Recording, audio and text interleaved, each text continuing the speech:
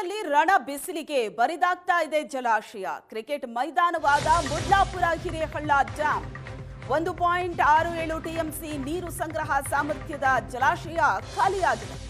12 ವರ್ಷಗಳ ನಂತರ ಹಿರೇಹಳ್ಳ ಜಲಾಶಯ ಬರಿದಾಗಿರೋದು. ಖಾಲಿ ಡ್ಯಾಂನಲ್ಲಿ ಕ್ರಿಕೆಟ್ ಆಡ್ತಾ ಇದ್ದಾರೆ ಗ್ರಾಮದ ಯುವಕರು. ನೀರಿಗೋಸ್ಕರ ಹಾಹಾಕಾರ ಶುರುವಾಗೋ ಆತಂಕದಲ್ಲಿ ಗ್ರಾಮಸ್ಥರಿದ್ದಾರೆ. ಡ್ಯಾಂ ಖಾಲಿಯಾಗಿದೆ, ಕ್ರಿಕೆಟ್ ಆಡ್ತಾ ಇದ್ದಾರೆ ಯುವಕರು. ದೃಶ್ಯದಲ್ಲಿ ನೋಡ್ತಾ ಇದ್ದಾರೆ. ಕೊಪ್ಪಳ ಕಾದು ಕೆಂಡವಾಗಿದೆ. ರಣ ಬಿಸಿಲಿಗೆ ಜಲಾಶಯವೇ ಬರಿದಾಗಿದೆ. ಎಷ್ಟರ ಮಟ್ಟಿಗೆ ಅಂದ್ರೆ ಬರಿದಾದ ಈ ಜಲಾಶಯದಲ್ಲಿ ಕ್ರಿಕೆಟ್ ಆಡ್ತಾ ಇದ್ದಾರೆ. 12 ವರ್ಷಗಳ ನಂತರ ಈ ತರ ಆಗಿರೋದು ಅಲ್ಲಿನ ಜನ ಹೇಳ್ತಾ ಇದ್ದಾರೆ. ಇಲ್ಲಿ ತನಕ ಈ ತರದ ಪರಿಸ್ಥಿತಿ ನಾವು ನೋಡೇ ಇಲ್ಲ.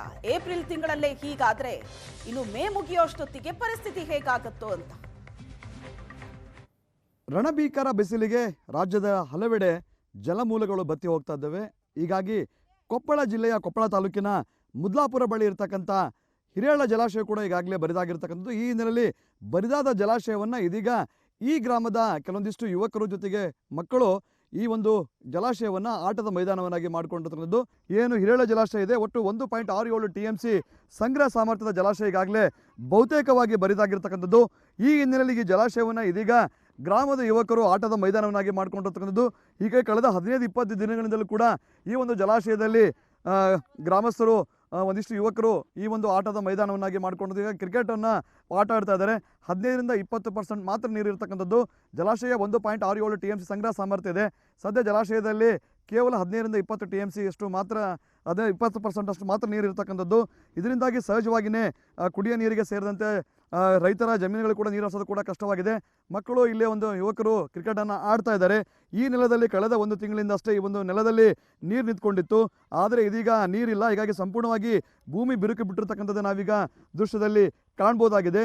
ಹೀಗಾಗಿ ಈ ಒಂದು ಜಲಾಶಯವನ್ನು ಗ್ರಾಮದ ಯುವಕರು ಕ್ರಿಕೆಟ್ ಮೈದಾನವನ್ನಾಗಿ ಮಾಡಿಕೊಂಡಿರ್ತಕ್ಕಂಥದ್ದು.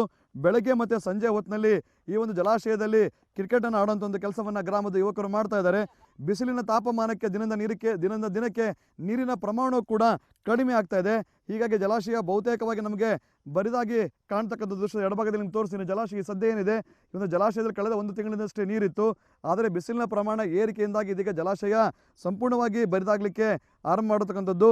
ಜಲಾಶಯದ ಒಂದು ಭಾಗದಲ್ಲಿ ಸಂಪೂರ್ಣವಾಗಿ ಜಲಾಶಯ ಬಿರುಕುಬಿಟ್ಟಿರ್ತಕ್ಕಂಥದ್ದು, ಮತ್ತೊಂದು ಭಾಗದಲ್ಲಿ ಸ್ವಲ್ಪ ಪ್ರಮಾಣದ ನೀರಿದೆ. ಆ ಒಂದು ಭಾಗದಲ್ಲಿನೇ ಈಗ ಯುವಕರು ಕ್ರಿಕೆಟನ್ನು ಆಡ್ತಾ ಇದ್ದಾರೆ. ಸುಮಾರು ಇದು 2014ರಾಗ ಸಂಪೂರ್ಣವಾಗಿ ಬತ್ತಿ ಹೋಗಿತ್ತು ಸರ್ ನೀರು. ಇವಾಗ ನಾವು ಏನು ಮಾಡಿಬಿಟ್ಟಿವಿ ಸರ, ಇದು ಎಲ್ಲ ಬತ್ತಿ ಹೋಗ್ಬಿಟ್ಟೈತೆ ಅಲ್ಲ ಸರ, ಎಲ್ಲ ಒಣಗಿಬಿಟ್ಟೈತೆ ಸರ್. ಇದು ಸಂಪೂರ್ಣವಾಗಿ ಬಲದಂಡೆ ಕಾಲಿವಂತರು ಅದ್ರಾಗ ಬುಡಕ್ಕೆ ನೀರಿಲ್ಲ ಸರ್. ಈಗ ಬಿಡ್ತೀನಿ ಅಂದ್ರೆ ನೀರು ಸಿಗ್ತಾ ಇಲ್ಲ ಸರ್. ಅದಕ್ಕೋಸ್ಕರ ನಾವು ಇದನ್ನೆಲ್ಲ ಆಟದ ಮೈದಾನ ಆಗಿ ಮಾಡ್ಕೊಂಬಿಟ್ಟು ಮುಂಚಿತವಾಗಿ ಶಾಲೆಯಲ್ಲಿ ಆಗಿರ್ಬೋದು ಮತ್ತು ಬೇರೆ ಬೇರೆ ಕಡೆ ಎಲ್ಲ ಗ್ರೌಂಡ್ ಮಾಡ್ಕೊಂಡಿದ್ವಿ ಸರ್, ಕ್ರಿಕೆಟ್ ಗ್ರೌಂಡು. ಈಗ ಇದೆಲ್ಲ ಸಂಪೂರ್ಣವಾಗಿ ಬತ್ತಿ ಹೋಗ್ಬಿಟ್ಟೈತಲ್ಲ ಸರ್. ಇದನ್ನ ಇಲ್ಲೇ ಆಟ ಆಡ್ಕೊಳಕ್ಕೆ ಮೈದಾನ ಮಾಡ್ಕೊಂಬಿಟ್ಟಿವಿ ಸರ್. ಇದೆಲ್ಲ ದನ ಕರುಗಳೆಲ್ಲ ಇದು ಡ್ಯಾಮ್ ನೆಚ್ಕೊಂಡು ಎಲ್ಲ ಸಾಕಾಣಿಕೆ ಮಾಡ್ಕೊಂಡಿರ್ತಾರೆ ಸರ್. ಗುರಿ ಇರ್ಬೋದು, ದನ ಇರ್ಬೋದು, ಎಲ್ಲ ಸುಮಾರು 20 ಹಳ್ಳಿಗಳು ಇದನ್ನ ಡ್ಯಾಮ್ ನೆಚ್ಕೊಂಡು ಬದುಕ್ತಾ ಇದ್ದಾವೆ ಸರ್. ಇದು ಸಂಪೂರ್ಣವಾಗಿ ಬತ್ತಿ ಹೋಗ್ಬಿಡ್ತೈತಲ್ಲಪ್ಪ. ಇನ್ನೊಂದು ತಿಂಗಳಲ್ಲಿ ಇದು ಬತ್ತಿ ಹೋಗ್ಬಿಟ್ರೆ ದನ ಕರುಗಳಿಗೆ ನೀರಿಲ್ಲ ಕುಡಿಯೋಕೆ ಅಂತ ಹೇಳಿ ನಮಗೆ ಆತಂಕ ಸೃಷ್ಟಿ ಆಗಿಸಿದ್ರೆ ಎಲ್ಲ ಭೂಮಿ ಕೂಡ ಬಿರುಕ್ಬಿಟ್ಟು ಹೊಂಟಿಬಿಟ್ಟೈತಲ್ಲಪ್ಪ. ಈಗ ನಾವು ಕುಡಿಯೋಕೆ ನೀರು ಎಲ್ಲಿದ್ದ ತರಬೇಕು ಅಂತೇಳಿ ಭಾಳ ಆತಂಕ ಸೃಷ್ಟಿ ಆಗುತ್ತೆ ಸರ್. ಸುಮಾರು 12 ವರ್ಷಗಳ ಬಳಿಕ ಜಲಾಶಯ ಇಷ್ಟೊಂದು ಪ್ರಮಾಣದಲ್ಲಿ ಬರಿದಾಗಿರ್ತಕ್ಕಂಥದ್ದು. ಒಂದು ಕಡೆ ನಮಗೆ ಜಲಾಶಯದಲ್ಲಿ ಕ್ರಿಕೆಟ್ ಆಡ್ತೀವಿ ಅನ್ನೋ ಸಂತೋಷ ಇದ್ದರೆ, ಮತ್ತೊಂದು ಕಡೆ ಮುಂದಿನ ದಿನಗಳಲ್ಲಿ ಕುಡಿಯೋ ನೀರಿಗೂ ಕೂಡ ಹಾಹಾಕಾರ ಉಂಟಾಗ್ತದೆ ಅನ್ನೋ ಒಂದು ಆತಂಕದಲ್ಲಿ ಗ್ರಾಮದ ಯುವಕರು ಇರತಕ್ಕಂಥದ್ದು.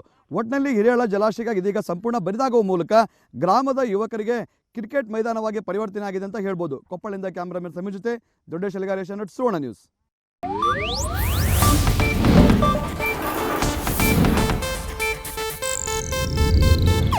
ಇದು ಏಷ್ಯಾನೆಟ್ ನ್ಯೂಸ್ ನೆಟ್ವರ್ಕ್ ಪ್ರಸ್ತುತಿ.